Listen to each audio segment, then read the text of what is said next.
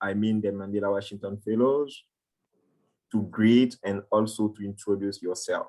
So I want you to go like by your name, your year of fellowship, when you were here in Manhattan, and also your country and something specific about your country, like what I did. So yeah, I don't know if I won't call names, but if you feel like you are ready to go first, we will be happy to hear you. So I'm handing over to you, dear fellows. Thank you.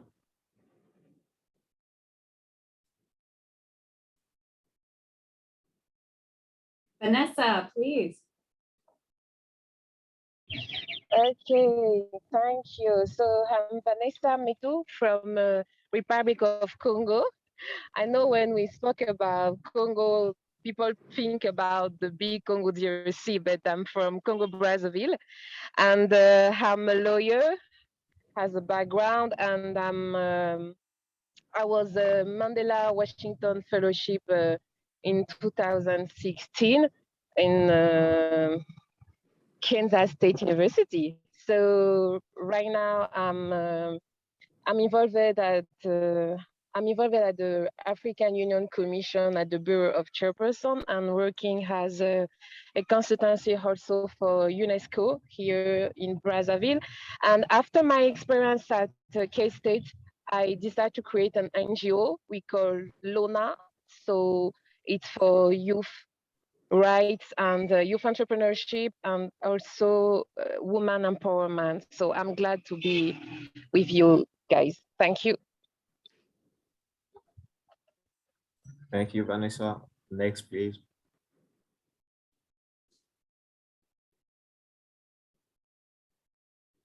Hey, who want to go next? Dear fellows, don't be shy, please. Amina, Daji. Yeah. Oh, you're on mute, Amina. Sorry about that. I didn't realize. Okay, so hello everybody once again. My name is Amina Mohammed Jaji from Kano State, Nigeria.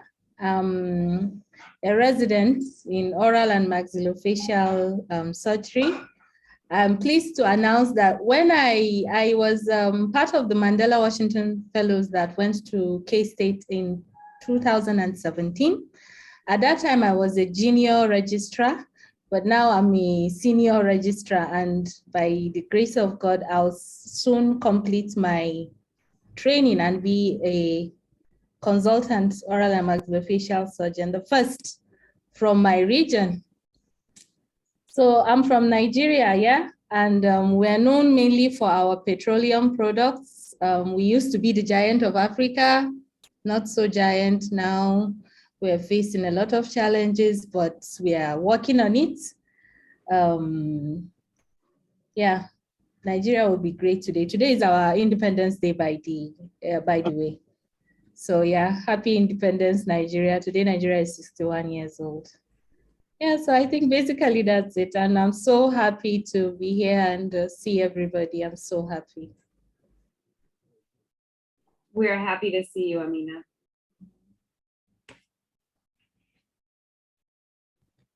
Oh, sorry, I didn't talk about my work. Oh my God. So yeah, yeah, I work with a group of children called Almajiri. That's basically how my civic engagement started. Almajiri children are basically young children between the ages of 4 to 17 that leave home at very early ages. They're sent home mostly because of poverty to go on their own, to go and study religious, or should I say Islamic education under some malams or guardians. So they face a lot of, abuse and hardship because of poverty and lack of parental care. So I've been working with Almajiri Child Rights Initiative, that is ACRI, since I came to Kansas up till now. One of the coordinators in Kano State. So we advocate for the rights of the children, the Almajiri children, their rights to shelter, nutrition, and quality education. And we are still working with government to see how we can make laws that will protect these children and force parents also to take responsibility, and also how to, engage the community, because it's a practice that has become culture, very difficult to deal with. I think one of the most important things I took away when I went to Kansas was trying to look at the problem. I hope I'm not taking too much time. Yeah, trying to look at the problem from their own side. So Kansas State, K-State has helped me very well in finding strategies to solve this problem.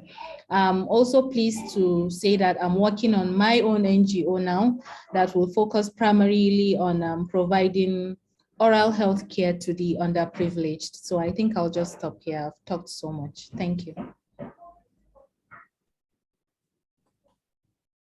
Thank you, Amina.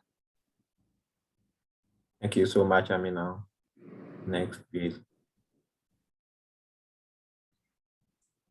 If you just joined, we're doing introductions. So we're going to give you about a minute to just share who you are, where you're from, the work you're doing, and what year you were in fellowship. So let's go to Fardosa, and then Sadie, Sony, and Valentine, and I'll put that in the chat.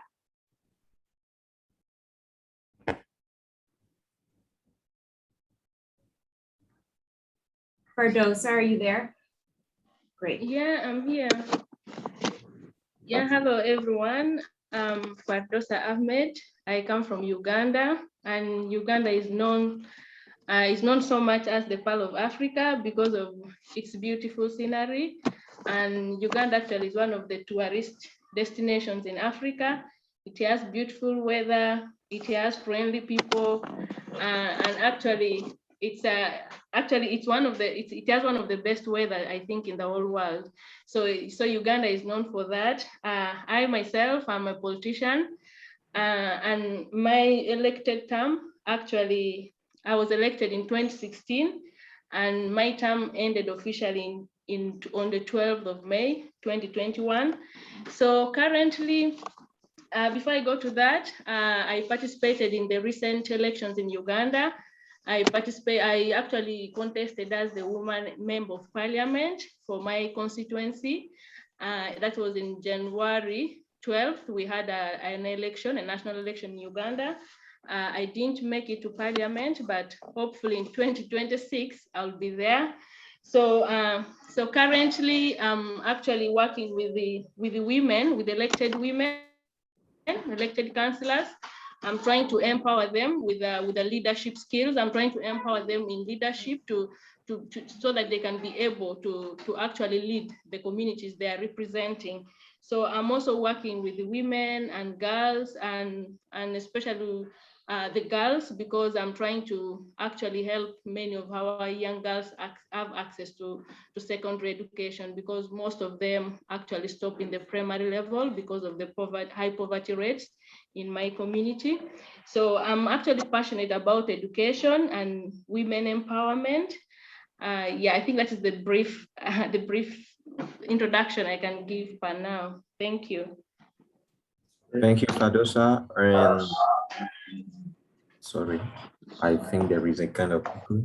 Okay, thank you so much for sharing, dear fellows. I just want to recall that, or let's take it straightforward, like 1 minute, you present something interesting about your home and your year of fellowship, your name, your country. We will have right time for you to share your experience, the great and amazing thing you are doing in Africa. So don't worry for that. Let's go straight to the point. Thank you so much. Next, please. All right. Thank you very much. My name is Dr. Sonny Omotese. Interestingly, I was born in Congo. So I'm a 2021 Mandela Washington Fellow. I was in the civic engagement track, and I had the best coach, which is Dr. Mary. I am an agricultural geologist. I have been working with farmers in my community on how to improve, the soil fertility And that took me to Liberia, where I worked with the United Nations Development Program and the ECOWAS Commission, which I completed my mission. Currently, I'm in the US doing a research on improving soil fertility through organic processes and phytoremediation. Thank you. Thank you, Sonny. Yes, I think it's my turn now. Yeah. Hi, everyone. My name is Valentin Zamunu. I am from Benin Republic, and I am in the Civic Leadership track, and I'm in the 2021 Mandela Washington Fellow. And in Benin, I'm the national coordinator of Benin B. Benin B is the national spelling bee competition in Benin. So it's a competition that we use to gather students and empower students in leadership skills, communication skills. I mean, the skill that they will need in the future. So this is what we do with students. So we work with around 3,000 students every year. And currently I'm working with a fellows from my cohort from the Gambia. I mean, Sambajeti. We are working to have to include visually impaired students, okay, into the competition, and also we're working to see how have a student with disabilities that can take part in the competition. We need to bring to them also educational opportunities. So briefly speaking, this is what I can say about it. Thank you, Valentine. Great. Now, Sadie. Thank you, everyone. Hello, everyone. My name is Sadie now, but you can call me Sadie. It's easier like that. Sadie Nanjai. You can call me Sadie. I am from Dakar, Senegal, West Africa. What I can say about my country, I think it's Ocean Atlantic because of the sea. I am a 2018 Mandela Washington Fellow. I was with Fadoza in the Civic Leadership track. I am a social entrepreneur. Nice to meet you. Thank you so much, Sadie, and thank you so much for fellows for taking this time and opportunity to share what you are doing and a little bit about your country. We appreciate that. So now we keep going through what we are going to do today, as we are honored today to have Everett with us. I mean, Dave and Ellie. So we are curious and we want to learn more about them. That's why Dave and Ellie, I hope you can hear me well, because we are moving to a session where I will start the talk show, because I have a few questions for you, if you don't mind. Are you ready for that? Because we are curious about what you are doing and the great thing you have been doing through the Leading Change Institute program. Yeah. Okay, so great. So I have a couple of questions for you. So feel free, if like Dave want to go first or Ellie want to go first, feel free. If you feel like this question is for me, I want to go first, yeah, you can go. So my first question for you is, how did you make the decision to establish the Leading Change Endowment? Yeah, so when I was working at John Deere in my last few years there, I had the opportunity to visit about 15 countries in Africa in an 18-month period. And the primary focus was looking at small landholders. You know, obviously John Deere is an agricultural company, agricultural equipment company, and I was interested in small landholders and what was happening to them, and then obviously what John Deere could do to help them. We did some things within the company, but what I took away from that experience was what I perceived to be the need for a more conscientious effort to help the societies within these countries develop change and move forward in a more modern environment, perhaps break up some of the bureaucracy, facilitate the innovation, not only on agriculture, but for a lot of different aspects of life in these countries. And so, as Ellie said, we had the opportunity to provide some money for the university through gifts, and I also have had a long-term interest in leadership. And so I met Mary and we said, if we were going to do something about leadership, what could we do? And we came up with this idea that we want to create a venue or a program that helps people in various places in the world come together and start developing a framework for having individuals create a network of change and network of change management to bring everybody to a higher level of competency in the environment, have a network of people to connect, and the leading change effort came out of that, especially the Nelson Mandela program. And I have to say, we're now 5 or 6 years into it, and I'm absolutely amazed at how well it's done. And so my real passion is that all of you and those that come after you take this issue of leading change and take it into your, and I'm hearing this in the comments, but take this issue of leading change into your homes and home countries and your home environments, and really push forward to improve the standard of living and the life of your fellow countrymen across the continent. And that's really what drove me. We have enough infrastructure and critical mass that makes change happen and happen naturally in the society. Oh, great. Thank you so much, Dave. Ellie, do you want to add something on it? You want to add anything? No, I think you Okay. Thank you so much, Dave. We appreciate, and I like what you have been sharing with us. Being a fellow of this program, actually, I think, yeah, your motivation at the first sight when you were thinking about it, as you share with us with Mom Mary, you want a network of change. Actually, yes, I think experiencing this program, I can feel like, and my peer fellows here also can testify that we are in a kind of network for change, and we are leading through change. This is a great transition to move to my next question for you. And after this question, you will just have the last question from me. And yeah, so no worries. So my next question is related to your vision about change. Okay, so actually, what is your vision for change? People have written a lot of books about change and change vision, and my personal philosophy is that whether we realize it or not, we live change every day. For example, when I was working, or if I counsel young individuals and they want to say, how did your work career work, and what did you do to be successful? My comment to them is, whatever I did doesn't matter, because the world is different today. And you have to find your own way and take advantage of the environment, but you have to have an underlying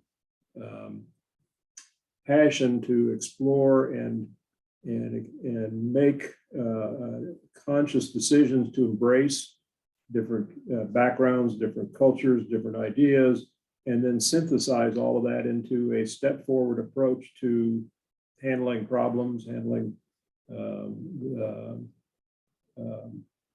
issues across society, and identify ways that can collectively or collaboratively, maybe is a better term, have people move forward. And we all live in a lot different world with technology. And I mean, the fact that we're sitting here having an electronic conversation with people all over Africa says that you can do things differently than we used to. And I think that change is all about using technology and your experiences to find a better outcome.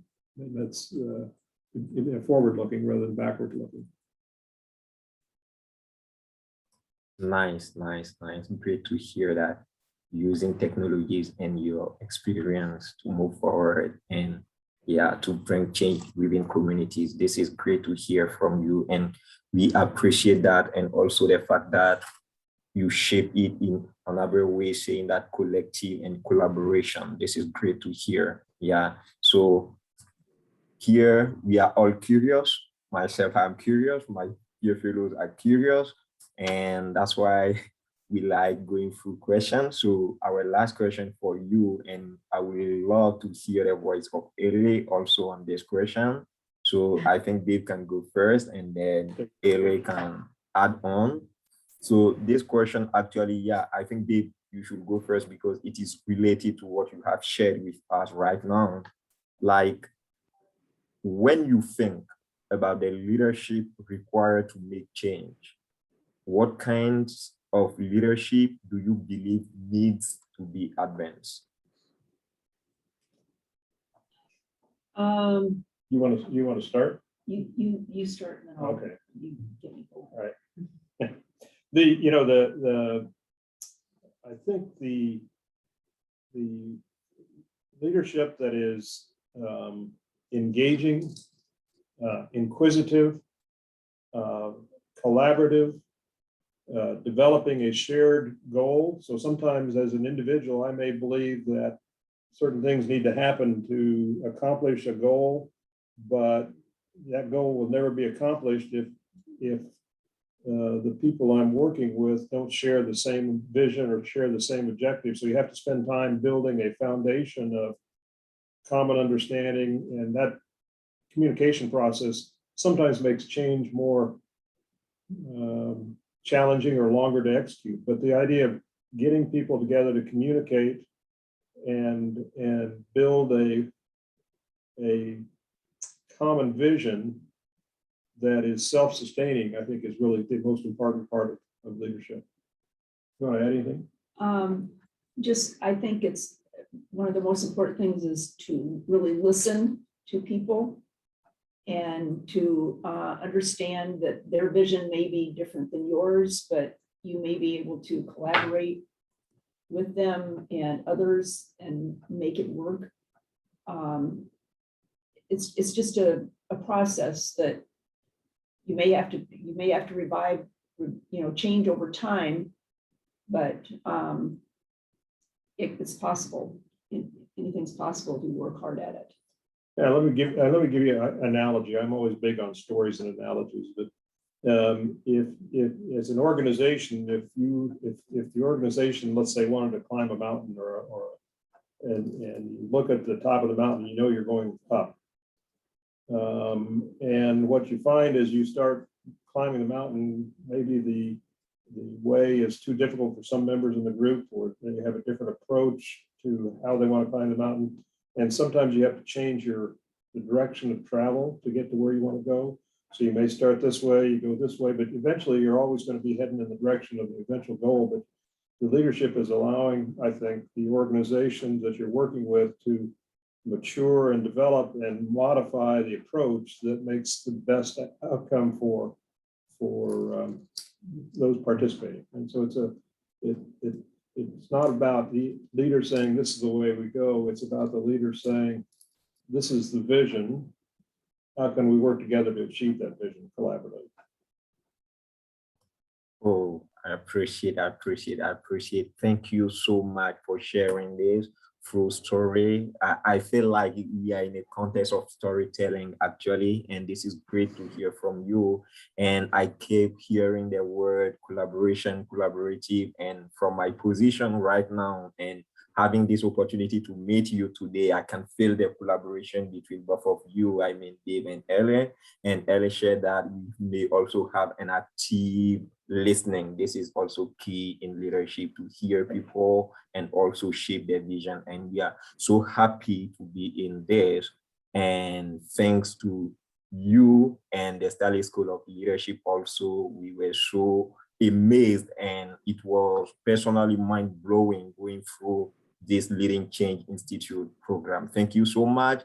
And one key takeaway that I took from my experience as a Mandela Washington Fellowship, I will try to state it based on my understanding, but I think Dr. Trish or Mary can correct me. This statement, we kept hearing it through the fellowship, all the faculties, our facilitators, and the staff. They keep telling us that leadership, we live leadership actually. So if you are not living what you are teaching, it means you're teaching something else. And I feel like your vision, you live it, you practice leadership, and we appreciate that. Thank you so much. This is the end of my session. And I am still here and I will enjoy hearing from you. Thank you. Thank you. Thank you very much. So I thought we had two more people join, and thank you, Innocent. I'd love to have Megan and Mickey introduce themselves, and then we'd like to open it up for you all just to talk with Dave and Ellie, share about the work you're doing, and they may have some questions for you that they want to ask as well. So let's start with Megan and then go to Mickey for introductions. And then if you have questions, you can ask them. Otherwise, I will jump in. Okay. Hello, everyone. Hi, Megan. I'm sorry, my camera is off. I'm still at work and, I'm trying to take part. So Yeah. I'm Megan and I'm from Cote d'Ivoire. I was at the Mandela Washington Fellowship with my friend Innocent. Glad to see you, Innocent. Yeah, sure. So, Happy to hear you. Yeah. thank you. So currently I'm working as a trainer in a company where I am teaching what we call here communication skills to people to be able to deal with customer service. I am doing it. I like it. I've been doing it since I came back from the fellowship. And apart from that, I'm also teaching English to children and professionals who want to improve their skills in English.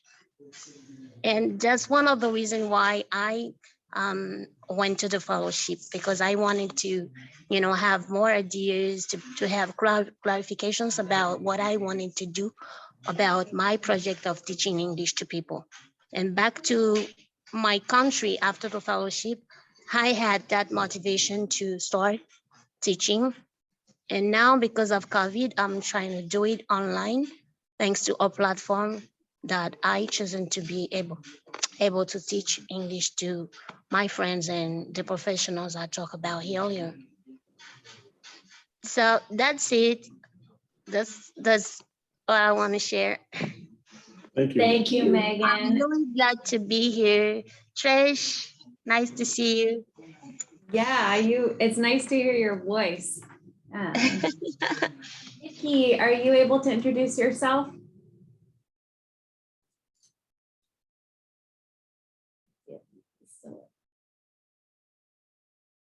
Mickey may not be with us right now, but Mickey, who logged on for a moment, is located in Equatorial Guinea. Okay. And so he is an engineer by training. Good man. And yes, he is. And he's working on building some schools because in Equatorial Guinea, the universities are off on an island and most people live on the mainland. And so there's a gap between being able to get there. Okay, and Stephen Okori is joining. So do you have questions for them or would you like me to invite them to share? Let's invite them to share. Okay, so I would love to provide Dave and Ellie with a little bit of information about the work you've been doing since fellowship and maybe how the Leading Change work has impacted that pathway. And I will open it up. Anyone's welcome to share and give an update.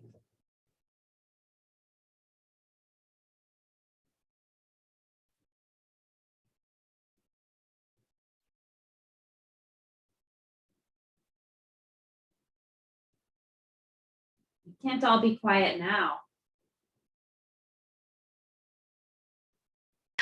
All right, can I go ahead? Of course you can, Megan. All right, so as I was sharing, back to the fellowship, I had some tough times where I didn't really know how to start because, when you are in the fellowship and you are back, the reality is different. You meet your, let's say the problems that you left, you have the same thing, the same challenges. So I was like, how am I going to do things knowing all the challenges that I have back home? So I was in a period, I think it took me a year to be able to reflect, on all the things that I learned from the fellowship. And one thing that really motivated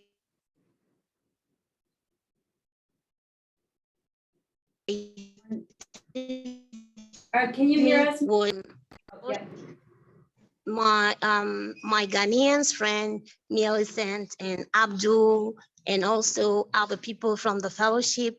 I also talked to some of the faculties, and they really motivated me. They say, you can go ahead, you just have to start, to try. It's not about being strong, it's not about being you cannot achieve it alone. That's what we told you about leadership. Leadership is about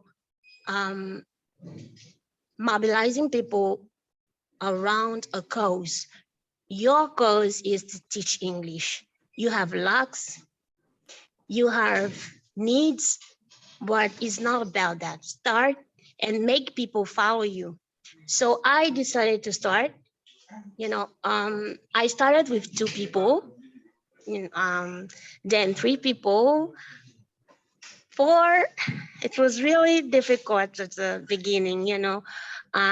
I was dubbing my English, I still have to improve it. So I was like, what am I going to teach them?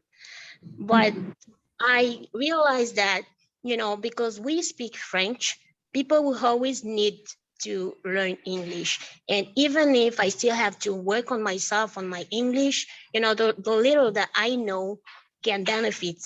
So I continue, I kept going. Then today I'm glad to have more than 20 people to teach on my platform. It's not enough, but I think it is somehow, yeah, and it is.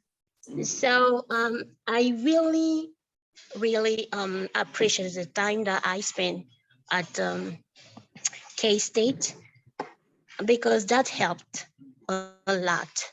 Whenever I want to get discouraged, or whenever that I want to doubt about my capabilities, I post, then I remember all of the things that I was taught there, the motivations that some of the people inspired me, then I keep going. And unfortunately, I cannot live the experience again, but it's really, really, really helps. It really helped. And I really want to thank Trish, my friends, and all faculties for that. I guess I'm working on having more people on the platforms, and why not having different level, like teaching the beginners, then the intermediate, and the professionals. And some people did not go to school, but they still need English for their businesses. So I think those people too need people like me to help them. So there are still more people to teach. I still got work to do. So that's about me. And thank you. Excellent. Thank you. Thank you, Megan. Sadie, would you be willing to share what you've been doing?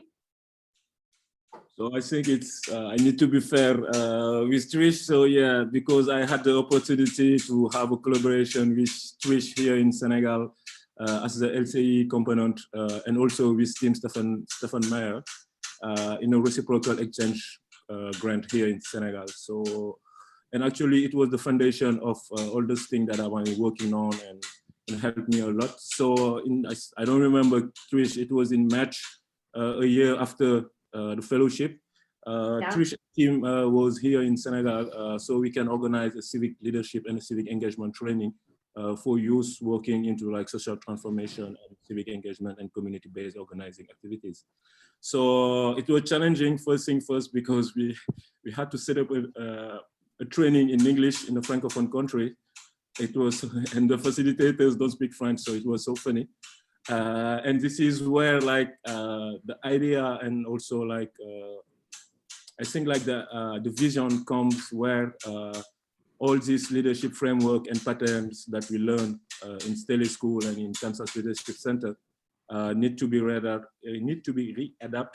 based on our context here to be more impactful for the people here in Senegal, because it's some great word, but based on the literacy issues that we have here, if you want to be more inclusive, we needed to do like a contextualization process with like the leadership framework and the patterns.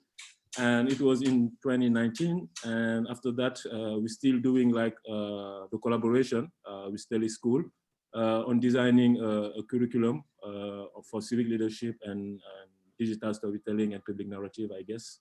And we succeed in making sustainable this project until this year, because from one session in Dakar, we went to 4 other regions in Senegal, and we went to 3 other countries in Africa, and which help us scale up and to have the bigger vision of the project, which is to have our own leadership center. And that's what we succeed to do. And this is going to be the next challenges for me and for my organization and for the people also in our community. Is like, since we develop an experimentation and now we are going to focus in the same local area with the youth, so we can see effectively like the theory of change. And so I don't use the word change anymore. I use evolution, because this is another thing that I observe, like when you use change, like people are scared because they need to get out of their comfort zone, and there is a lot of risk.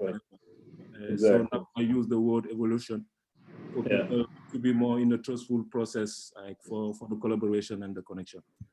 So I can share a lot of story, but I think to be more fair with my other fellow, like I'm going just to be stopped here.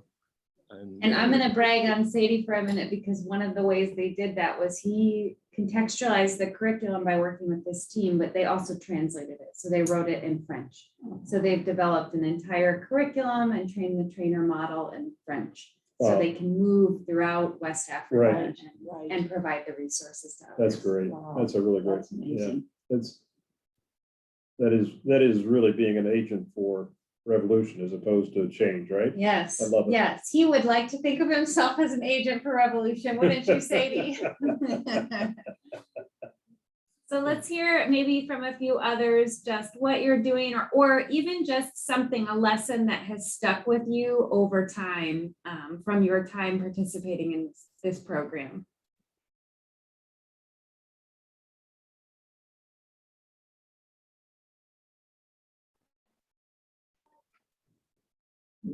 There we go. Stephen. Verdosa, were you going to say something? Yeah, I want to say something. Nice to see you, Sadie. I was with Sadie in 2018, and I also saw Mickey. I think when I was introducing myself, I didn't say the year I was in for the Mandela Washington Fellowship. So I was a Mandela Washington Fellowship in 2018. I think I missed that. But there is a lot I could talk about the lessons I carried in since the fellowship, and I think I'm a different person because of the fellowship. Because since I left the fellowship, after the fellowship I attended at Kansas State University, I'm not the same person. I'm not the same. I changed totally a lot. Because when I was elected as a district youth councillor for my community, I did not understand about leadership. I knew that I was a leader, but then I didn't understand it so much, not until I attended the fellowship. And somehow, as I contested in 2020 elections, the primaries, and then I also participated in the final election. I think one thing that stuck in me when I lost the election was what I actually learned from the fellowship, that leadership is not about a position. So it stuck in me that it helped me not to go into depression. It helped me not to actually think that maybe this is the end of my leadership or something.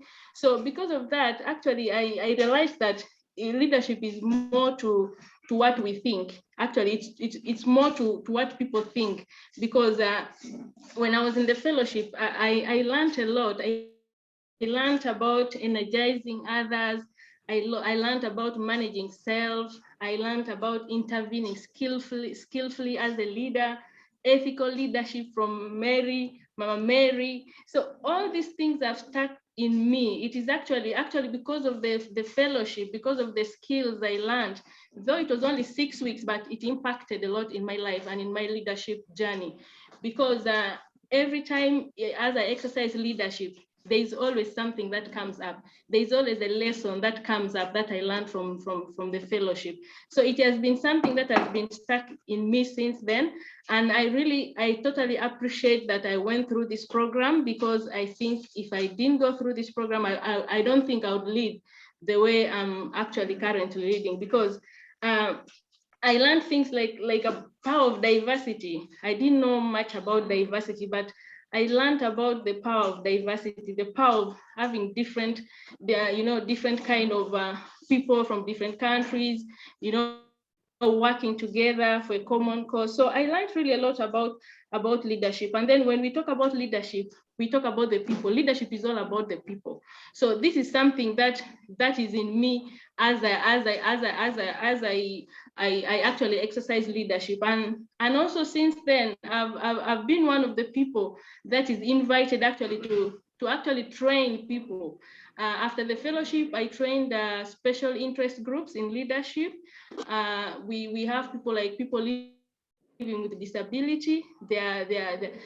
I'm talking about political spaces, like leadership in the political spaces. So you find that we have like interest groups, like youth groups.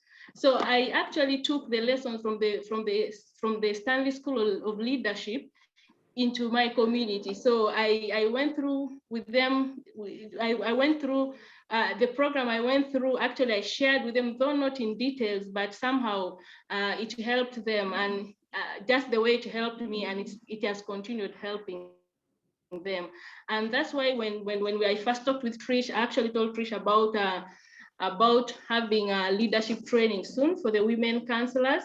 And these are women counselors from the entire region. So this is something that if I didn't go through the Stanley School of Leadership, I don't think I would be able to say I could train them, because actually there's a lot I could talk about. There's a lot I could say. So I wouldn't want to take a lot of time, because I know every other person needs to speak. So for real, the fellowship impacted me so much, and it's a gift that keeps on giving. So it's something that keeps on giving each and every time. So even if we are not so much in touch with the leadership school like often, but what I could tell you all is that the impact is huge. The rewards are huge.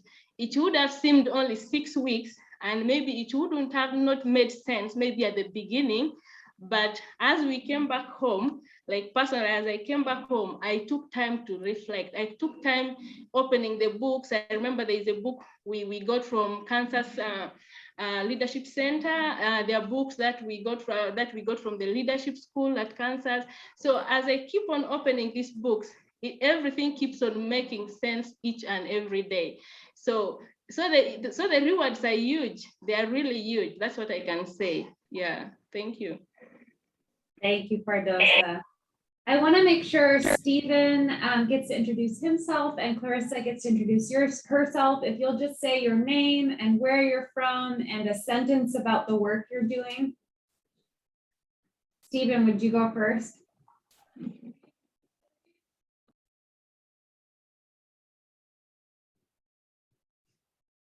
And if Stephen's not available, Clarissa, if you're available to say hello to Dave and Ellie and tell them where you're from and a sentence about the work you do.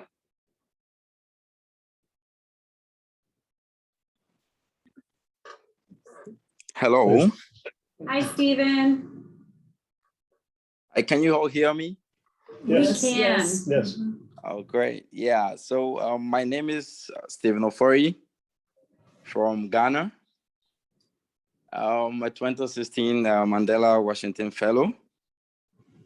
And I work in the environmental space with an organization called Agro Introductions Ghana. So basically, we focus on environmental sustainability, climate change, and sustainable agriculture. And I'm excited to be on this meeting to also share with you a few experiences so far after my fellowship. Yeah. Stephen, we are going to have Clarissa introduce herself, and then I'd love to pass it back to you to share briefly about one of the things you've done post-fellowship. All right, Clarissa, please introduce yourself. Hello, everyone. Sorry for joining late. I'm from Zimbabwe, and I'm a Mandela Fellow for 2021. My major areas of focus is humanitarian work. I have experience in implementing grants mainly. So these are grants that vary from livelihoods grants, resilience, building, also food security, and also education in emergencies. So mainly focusing on disaster response. So my passion really, what got me into Mandela Fellowship was my passion for renewable energy and water solutions for rural communities. So mainly focusing on solar powered systems because they really do bring the water to the community much closer and in a more efficient way. So that's me. Thank you, Clarissa. Stephen, would you be willing to share maybe one thing you've been involved with since fellowship?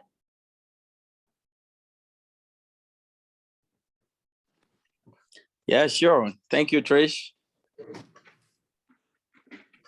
Yeah, so being part of the fellowship since 2016, I believe there has been a lot that has taken place in my life personally, and then also my organization. And one of the few things I would like to highlight has to do with the collaboration so far. Myself and then the leadership school has been able to collaborate and then achieve. I think it all started in 2018 when Tamara and then Kate and I came up with a proposal through the reciprocal exchange program.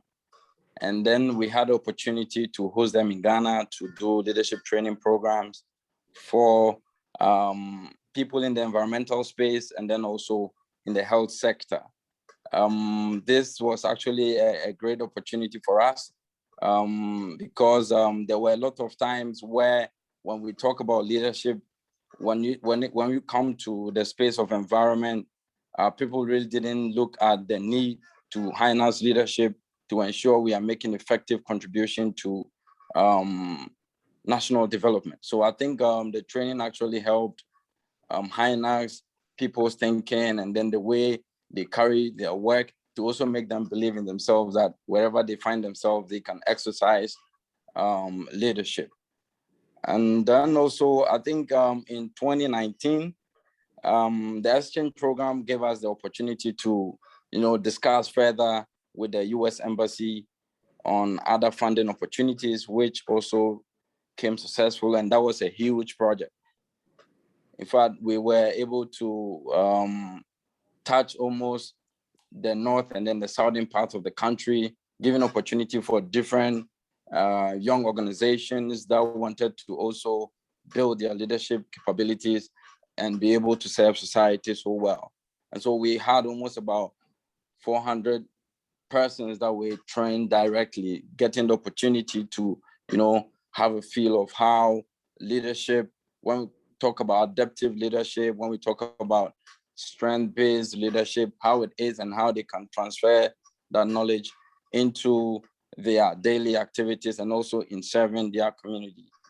And so far after this training, it's been great because as an organization in the space of environment, we have become sort of a reference point when it comes to building capacity in that line.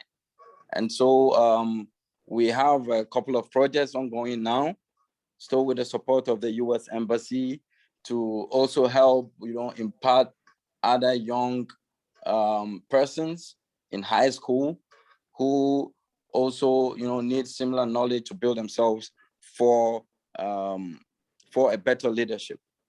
And one other project that we are currently piloting also has to do with support from the French embassy, which focuses on women empowerment. So what we are doing at the local level is that normally when you look at the cultural setting here, it automatically gives men more dominance when it comes to picking position, even in civil service and all that. So basically what we are now working on is we are touching the grassroots level by engaging women groups on how they can also harness their leadership and then contribute in their small way to ensure that when it comes to distribution of resources, they can also have a fair representation when it comes to decision making and all that. So I think there is much to say, but I wouldn't like to talk much, but I think it's been great so far. And we are still looking forward to partner with the leadership school, hopefully in the coming year, 2022, to roll out other possible leadership programs that our alumni and other organizations can still benefit from. So this is something that at our level we are discussing. And then once we are through with a concept, we can also engage the leadership school, especially through Tamara and then Kate, and then we can discuss the way forward. So yeah, so that has been it. And then one other interesting thing too is that I remember back in my days at a leadership school, I had the opportunity to meet Ted and the family, and conversations have been ongoing.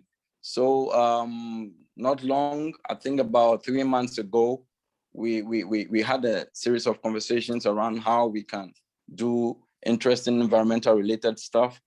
And fortunately, the wife has a health program she runs every year outside. So I think next year they are thinking of coming to Ghana. So we are discussing the ways we can maximize their visit in the space of environment and then also in the health sector. So yeah, it's been great working with the leadership school all along. And then also, I think the Staleys have a school in Ghana, which from time to time we get to visit the students, encourage them and build that bond so that anytime they need some sort of coaching or mentorship, we're able to assist them on that level. So I think it's been great so far working with the leadership school to this point, and we still hope for more collaborative opportunities. Yeah, Trish, thank you. No, thank you. So Stephen's a great example of an extended collaboration that kind of the tentacles have gone out. Yes. And you will get to actually meet the Cables tomorrow and hear more about their work. Good. So Great. But we are at a time, we're out of time for the day. I wanted to give it to Dave and Ellie. Is there any last words you'd like to share with the group or thoughts you'd like to offer? You want to say anything?